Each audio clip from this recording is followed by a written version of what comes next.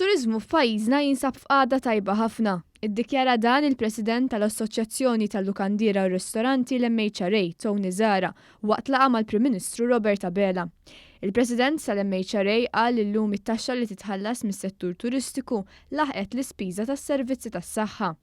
Qal li fl-aħħar 50 sena sar titjib pożittiv fejn jidħol qasam turistiku u issa jeħtieġ li tfassal viżjoni għall-10 snin li ġejjin, ibbażata fuq is-sostenibbilità u aktar titjib fil-prodott turistiku ta' pajjiżna.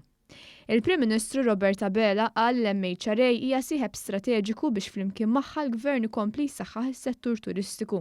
Il-Prim Ministru qal li n-numri ta' turisti li jiġu Malta huma sbieħ ħafna u jagħtuna kuraġġ biex nattiraw iżjed turisti ta' kwalità. Tenna l-impenn tal-Gvern li jsaħħaħ l-infrastruttura tal-pajjiż filwaqt li tiżdied il-konnettività ma' pajjiżi oħra anke permezz tal-Linja Nazzjonali tal-Ajru lejn Malta.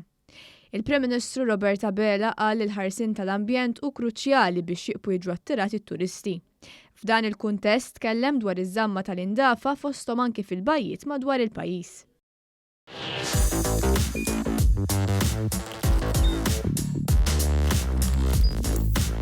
Idħol fuq one.com.mt u hemmhekk tista' tara l-programmi kollha li jixxandru fuq One permezz ta' One Play.